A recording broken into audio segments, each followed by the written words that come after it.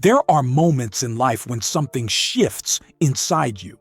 Moments when you wake up, look around, and suddenly realize something is missing. Someone is gone.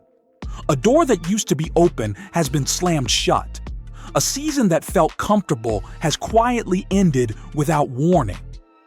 And before you even understand what is happening, you feel it. A strange emptiness, a silent ache, a sense that something is being taken from your hands. And you stand there wondering, God, why did you let this happen? Why did you remove what I thought I needed? Why did you allow this person to walk away? Why does it feel like everything I depended on is being cut out of my life? These are the questions no one likes to ask, because we are afraid of the answers. We fear loss. We fear endings. We fear being left behind. We fear that maybe, just maybe, God is saying no to what we begged Him to say yes to. But what if the thing that left you, what if the door that closed, what if the dream that died was never meant to stay? What if God removed it, not because He was rejecting you, but because He was preparing you? What if the loss you're grieving right now is the beginning of a transformation you can't see yet? What if the season you're desperate to go back to is the exact season God had to end because it was limiting who you were becoming? You may not realize this yet, but every time God removes something from your life, there is a purpose. And that purpose is deeper, more strategic, and more loving than you can imagine. John 15 is not a chapter about comfort. It's not about stability, success, or certainty. It's about cutting. It's about pruning. It's about the God who loves you too much to let you stay the same. Because the truth is, you cannot grow without loss. You cannot mature without being stretched. You cannot bear fruit without being cut. And you cannot enter the next season of your life holding on to everything from the last. And deep down, you know it. There are people who left you and it hurt. There are opportunities that slipped through your fingers and you cried. There are seasons that ended and you begged God to bring them back. But what if those endings were mercy? What if those removals were protection? What if what you lost was the very thing keeping you from becoming who God called you to be?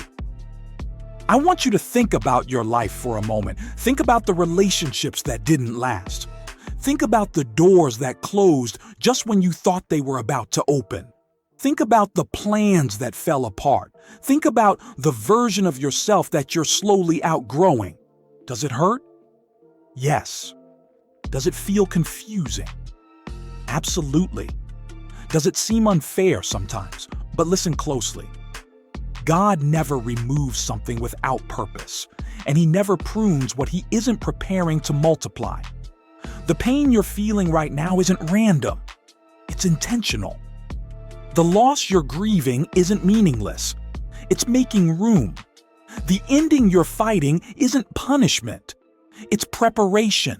God is not taking from you. He is making space inside you. Space for maturity, for identity, clarity growth, greater strength, space for a new season you are not yet ready to carry. And here's the part that's hardest to accept. What God removes, He removes because you wouldn't. You wouldn't let that person go, so God had to remove them before they ruined you.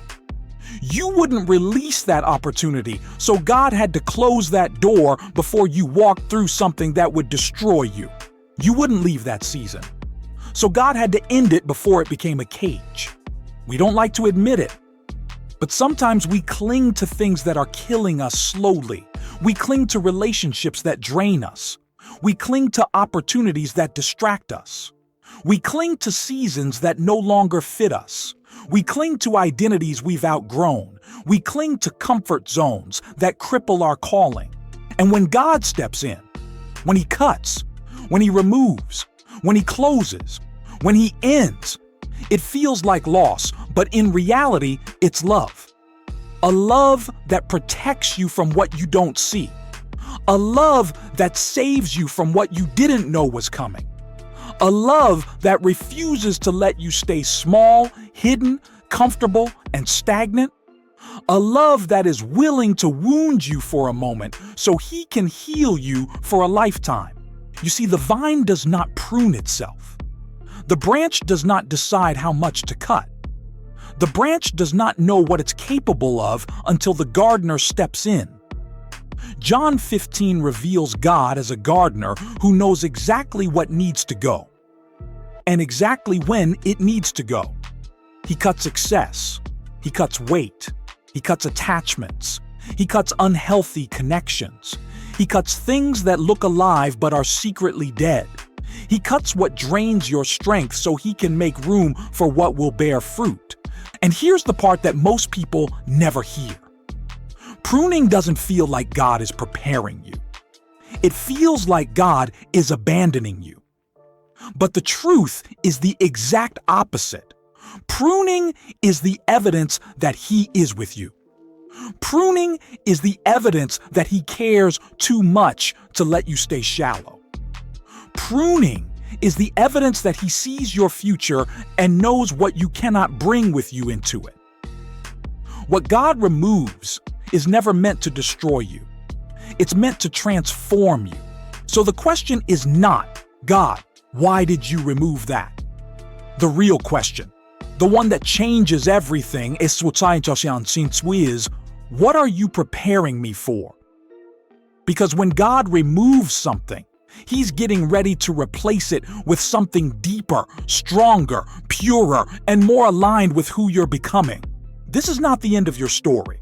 This is the cutting before the blooming. This is the removing before the rising. This is the pruning before the fruit. And if you stay with me until the end, you're going to see what God has been trying to show you all along. There are few pains in life that cut deeper than losing someone you thought would stay. People don't just leave quietly. They leave echoes. They leave questions. They leave empty chairs at tables where laughter used to sit. They leave memories that still breathe, even after they're gone. And sometimes they leave without explanation.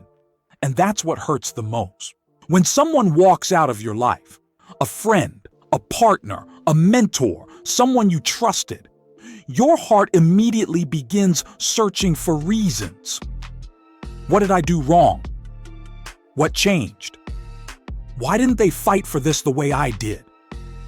Why didn't God stop them from leaving? Why didn't he heal what broke between us? We assume every goodbye is a failure.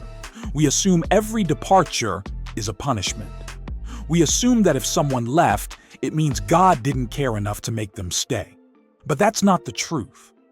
Sometimes God removes people from your life because he heard conversations you didn't hear. Sometimes he saw the intentions you couldn't see. Sometimes he watched the path they were walking. A path that would have pulled you away from him slowly, quietly, subtly. Sometimes people don't leave you. God pulls them out, not to punish you, but to protect you, not to break your heart, but to keep your heart from breaking even more in the future. And the hardest part to accept is this. Some people cannot stay in your life because they are not connected to your destiny. They might be connected to your history. They might be connected to your memories. They might be connected to your comfort, but they are not connected to your calling. And God will not let someone anchor you to a place you were never meant to remain. Some relationships feel right, but they're rooted in the wrong soil. Some people look supportive, but their presence stops your growth. Some connections feel familiar, but familiarity is not the same as purpose. God is a gardener. And gardeners are not sentimental. They don't keep branches because they looked good last season. They don't protect vines that stopped producing life. They don't hold on to things that drain the strength of the whole. A gardener cuts what hinders growth, even if it once looked beautiful. Some people belong to your past, but they cannot handle your future. Some people were right for a chapter, but not for the whole story. Some people were a blessing for a season, but they cannot survive the season you're stepping into now. It's not that they are bad people. It's not that you failed. It's not that the relationship was meaningless. It's simply this: God is taking you somewhere they cannot go. Not everyone has the capacity to grow at the pace God is growing you. Not everyone can handle the pruning God is doing in your soul. Not everyone can stand beside you once God starts revealing the calling He's been preparing in secret. Some people will misunderstand your growth, some will resent your healing, some will resist your transformation, and some will only love the version of you that stayed wounded, quiet, small, and dependent. But God loves you too much to let people limit what He wants to release in your life. So He removes, gently sometimes, suddenly other times, silently often, painfully always, purposefully without exception. And when God removes someone, He rarely gives an explanation. Not because He wants you confused, but because He wants you to trust. If God showed you the conversations that happen behind closed doors, you'd thank Him. If He revealed the intentions that hid behind the smiles, you'd praise Him. If He exposed the paths those people were secretly walking, you'd fall on your knees in gratitude. But He doesn't show you all that, because He doesn't want you to trust Him based on information. He wants you to trust Him based on relationship. Trust is not God, show me why. Trust is God, I believe you see what I don't. And sometimes what God sees is the future version of you that you don't even know yet. The healed you, the disciplined you, the wiser you, the stronger you, the spiritually mature you, the version of you that bears fruit, real fruit, lasting fruit, deep fruit. And God knows exactly who cannot walk with that version of you. There are people who would be threatened by your growth, people who would be jealous of your calling, people who would hold you back because your healing exposes their wounds, people who would drain your strength because your progress reveals their comfort, people who cannot celebrate you, only compete with you. And the truth is, it is impossible to move into your future while being tied to people who belong to your past. So God cuts the tie for you, not out of anger, not out of cruelty, but out of fierce, protective, intentional love. You see, when God removes someone, He is not just removing them. He is removing the version of you who needed them, the attachment that controlled you, the dependency that weakened you, the identity that stabilized you, the comfort that replaced Him, the distraction that slowed you down. God is removing what prevents growth so He can plant what produces life. And this is why the removal is so painful. It doesn't feel like God is helping you. It feels like God is hurting you. It feels like loss. It feels like rejection. It feels like confusion.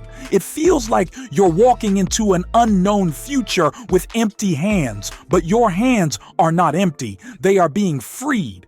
Freed from what was weighing you down, freed from what was shaping you incorrectly, freed from what was never meant to define you, freed from what you didn't have the strength to release. And once God frees your hands, He can fill them with better people, with better relationships, with deeper connections, with friendships built on truth, not convenience, with people aligned with your calling, not your comfort.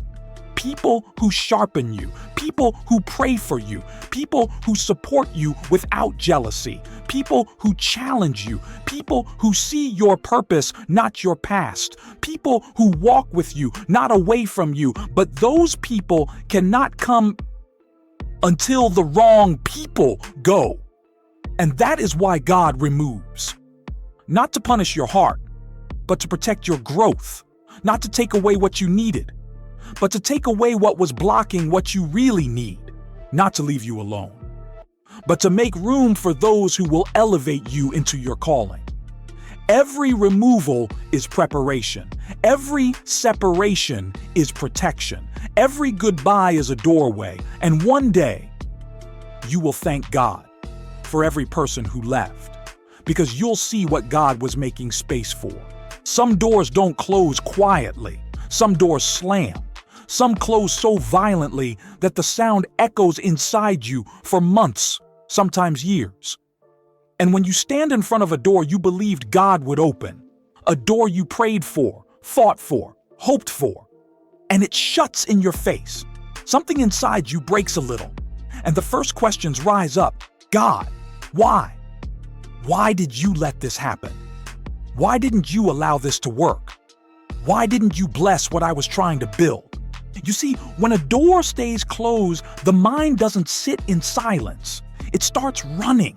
It starts creating possibilities. It starts imagining everything you did wrong, everything you could have done differently, everything that might have been. Closed doors make you question yourself. Closed doors make you question your value. Closed doors make you question God. Closed doors make you wonder whether you misunderstood His voice, His timing, His will.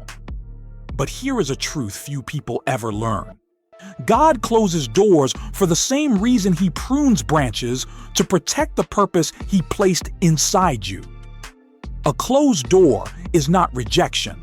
A closed door is not abandonment. A closed door is not failure. A closed door is God saying, this is not the path. This is not the timing. This is not the place. This is not the person. This is not where I want you to grow. Some doors look good on the outside, beautiful, inviting, full of promise. But God sees what's behind them. He sees the dangers you cannot see. He sees the weight you cannot carry. He sees the outcomes you cannot predict. Imagine standing in front of a door that looks perfect. The opportunity is big. The timing feels right. Your confidence is high. Your desires are aligned. It feels like everything inside you is pushing you forward, but the door does not move. You push again. Nothing. You pray. Nothing. You wait. Nothing. And the worst part, God is silent. But His silence is not absence. His silence is protection. Because if He opened that door, the one you're crying over, the one you're begging for, the one you're imagining your whole life behind, it might destroy everything He's trying to build inside you. You think the closed door is a punishment, but the closed door is a shield. Some doors God closes because the timing is wrong. Others because the opportunity is wrong. Others because the person on the other side is wrong. And sometimes the door closes because you are not ready yet. We hate hearing that. We want everything now. We want purpose without process. We want destiny without discipline. We want fruit without pruning. We want the blessing without the preparation. But God refuses to give you something that your character cannot sustain. He refuses to let you enter a season you are not mature enough to handle. He refuses to let you walk into opportunities that would break you from the inside out.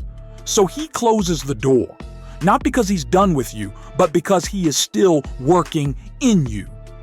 Think about the times you were certain something would work. The relationship, the job, the ministry, the deal, the project, the dream, the plan. You held it with both hands. You planned your life around it. You prayed over it. You thought it was the answer, but then the door shut. Maybe slowly, maybe suddenly, maybe painfully, maybe quietly, maybe without warning. You called it loss. You called it failure. You called it disappointment. But God called it redirection. He wasn't taking something away from you. He was steering you away from something. You see, every closed door is a divine redirection. Every blocked path is God saying, I know where this leads. Trust me. Because if some doors had opened for you, You would have settled too low. You would have tied your identity to the wrong thing. You would have wasted years trying to fix what God never asked you to build. You would have attached yourself to people who would wound you. You would have chased goals that would empty your soul. You would have walked into something that would break you. Closed doors are blessings in disguise. They are God's mercy wrapped in disappointment. They are God's love disguised as loss. They are God's strategy hidden behind confusion. You're not being punished. You're being protected. And here's the part we rarely admit. Some of the doors God closes are the ones we were never meant to knock on in the first place. We pursue things because they look good, not because they are good. We stay in places because they feel familiar, not because they are fruitful. We chase opportunities because they build reputation, not because they build character. We cling to plans because they make sense, not because they make destiny. But God sees what we cannot see. He sees the outcome of every decision. He sees the unseen battles ahead. He sees how one wrong door can destroy the future He designed for you. So He closes the door, and then He waits. He waits for your tears to fall. He waits for your questions to rise. He waits for your heart to soften. He waits for your will to surrender. Then, when the pruning has done its work, when the cutting has humbled you, when the removing has emptied you, when the closed door has turned your attention back to Him, He whispers, "Now you're ready for the right door." Because here is the truth. God doesn't want you chasing opportunities. He wants you following Him. He doesn't want you forcing doors open. He wants you walking through the ones He unlocks. He doesn't want you clinging to your own understanding. He wants you trusting His wisdom. And when the right door opens, you won't have to force it. You won't have to beg for it. You won't have to compromise yourself to walk through it. You won't lose yourself inside it. You won't have to chase it. It will meet you at the right time. Because the right door is always connected to your calling, your character, your growth, your purpose, your identity, your future, your fruit. You don't have to fight for what God has already prepared for you. You just have to let go of the doors He closed, the ones you wanted, the ones you cried over, the ones you prayed for, the ones you planned your life around, because those doors were never meant to define you. They were meant to refine you. And once they close, you learn the one lesson pruning teaches better than anything else. God removes what you don't need so He can lead you to what you were made for. There is a moment in every pruning process where the pain becomes quieter and the purpose starts to whisper. At first, pruning feels like devastation. You lose people. You lose opportunities. You lose seasons that felt safe. You lose versions of yourself that once made sense. And the loss is loud. It echoes, it burns, it confuses, but then, slowly, something shifts. Not outside you, but inside. The noise fades, the ache softens, and suddenly you begin to realize what I lost may not have been destroying me, but it was definitely preventing me. Preventing your growth, preventing your transformation, preventing your maturity, preventing your fruit, because pruning is not about what God takes, it's about what God makes possible when you finally stop carrying what you weren't built to carry. Think of a branch. A branch doesn't understand pruning. A branch doesn't understand timing. A branch doesn't understand seasons. A branch doesn't understand potential. A branch fights every cut because the cut feels like loss. But the gardener sees more than the branch can see. He sees next season's fruit. He sees the weight the branch will need to hold. He sees the direction it needs to grow. He sees the shape it needs to take. He sees the strength it must develop. So the gardener cuts, not to weaken the branch, but to strengthen it. You think God removed something from you. But what if He was removing something that was weakening you. What if what you called essential was actually keeping you immature? The gardener knows what the branch cannot understand. He knows that without pruning, the branch will grow wild, the fruit will be small, the structure will break, the growth will be unbalanced, the weight will be too much, the life within will not reach its potential. Pruning is not punishment, it is preparation disguised as pain. You see, God knows your future better than you know your past. He knows the places He is taking you. He knows the calling He put on your life. He knows the strength you will need. He knows the battles you will face. He knows the maturity required. He knows the depth your spirit must develop. And sometimes the only way to prepare you for what's coming is to cut what is comfortable now. You prayed for growth, but growth requires removal. You prayed for purpose, but purpose requires refinement. You prayed for clarity, but clarity requires letting go. You prayed for fruit, but fruit requires pruning. You prayed for strength, but strength requires cutting off weakness. God cannot answer your prayers without first pruning the parts of you that cannot survive the blessing you asked Him for. You want the promise without the process, but the process is the protection God gives you before the promise comes. Imagine if God gave you everything you asked for, without first shaping your character, your discipline, your maturity, your spiritual sensitivity. You would self-destruct under the weight of what you prayed for, so God prunes. Not because He is angry, not because He is disappointed, not because He wants to hurt you, not because He is distant. He prunes because He sees what is ahead.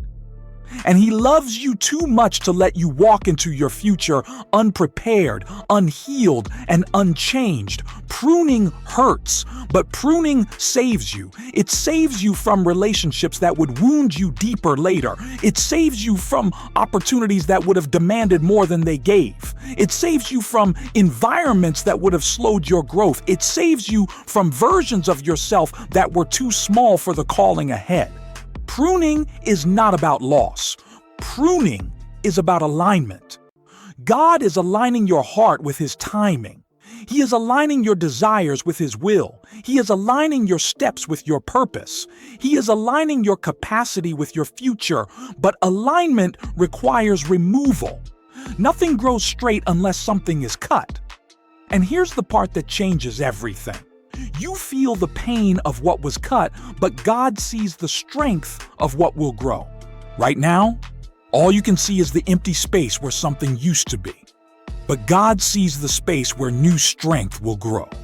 Right now, all you can feel is the absence of what left. But God sees the abundance of what will come. Right now, all you remember is the comfort of what ended. But God sees the necessity of what is beginning. Pruning teaches you to stop judging God's work by how it feels and start trusting God's work by what it produces. Because fruit never shows up immediately. There is a delay between the cutting and the blooming, between the loss and the harvest, between the removal and the revelation. Pruning is the quiet season where God does His deepest work. It's where your faith grows roots. It's where your character forms. It's where your identity settles. It's where your pride dies. It's where your strength develops. It's where your clarity returns. It's the season where God tears down the lesser parts of you so He can rebuild the truer parts of you. Most people want God to build. Few want God to prune. But there is no building without pruning first. A tree that is never pruned grows tangled, confused, weak, unstable. It wastes energy feeding branches that cannot hold fruit. It grows in directions that cannot support its own weight. Only pruning turns potential into purpose. So ask yourself, what has God been cutting away? What have you been grieving that God has been preparing you through? What has He taken from your hands so He can put something better in them? What season has He ended because it was limiting the next season He planned for you? Pruning is proof that God is preparing you for something bigger than your current perspective can see. The enemy wants you to interpret pruning as loss, but God wants you to see pruning as love. And the truth is this: what God removes is never meant to reduce you. It is meant to reveal you. Reveal who you're becoming. Reveal what you're capable of. Reveal what your faith looks like when nothing is left but God. Reveal the fruit that only grows in surrendered hearts. You may feel cut right now, but you are not being cut down. You are being cut back so you can grow stronger. You are being shaped. You are being refined. You are being prepared. You are being strengthened. You are being aligned with a future that requires more from you than your past ever demanded. And when the pruning is finished, when the process is complete, when the season of cutting becomes a season of growing, you will look back and realize God didn't take anything from me. He took everything that was stopping me. And that realization, that quiet moment of clarity, is the beginning of transformation. There is a moment, quiet, almost imperceptible, when the pain of pruning begins to give way to something new. It doesn't happen suddenly. It doesn't happen loudly. It doesn't happen the way you expect. It begins like this: a little more clarity, a little more strength, a little more peace, a little more direction, a little more understanding. It's subtle at first, almost fragile, like the earliest signs of spring after a long and brutal winter. You barely notice it, but something inside you begins to shift. You start breathing differently. You start thinking differently. You start seeing differently. And one day, almost out of nowhere, you look back and realize, I'm not who I used to be. I've grown. What once broke you doesn't define you anymore. What once confused you doesn't control you anymore. What once tied you down no longer holds you. What once scared you doesn't have the same power. This is the mystery of pruning. The very things you thought would destroy you become the things God uses to transform you. Because pruning isn't just about removing what was wrong. Pruning is about revealing what was right inside you all along.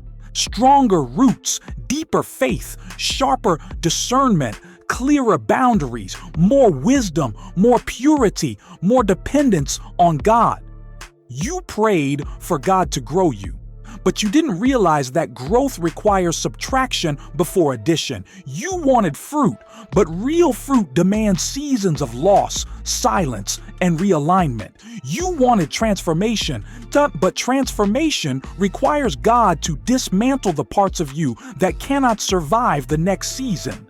And now, something beautiful is happening inside you. Not flashy, not loud, not dramatic, but real. The old patterns are breaking. The old attachments are dissolving. The old wounds are healing. The old identity is fading. The old fears are shrinking. The old limitations are falling away. You're not who you were, and you're not yet who you will be, but you're right where God wants you. This is the point where the cutting ends and the growing begins. And this growth is different from anything you've experienced before because it's not surface level growth. It's not temporary. It's not cosmetic. It's not based on circumstances. It's internal. It's foundational. It's spiritual. It's the kind of growth that produces fruit that lasts, the kind Jesus spoke about. But fruit doesn't start as fruit. Fruit begins as a hidden process. It begins underground. It begins invisibly. It begins in silence. It begins in slow, steady transformation. And while you were grieving what God removed, God was preparing what He was about to reveal. He was strengthening the places inside you that had been weak. He was purifying the parts of you that had been contaminated. He was redirecting desires that had wandered. He was softening your heart in places that had hardened. He was aligning your spirit with His voice again. The removal made room. The pruning made space.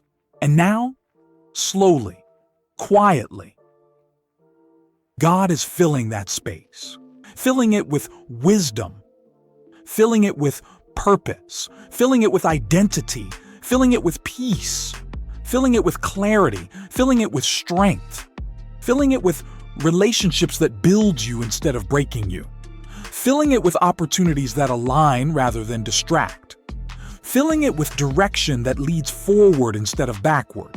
Because transformation is not about what you lost. Transformation is about what you're becoming. Imagine the branch after pruning. At first, it looks lifeless, cut, shortened, emptied, exposed, but give it time.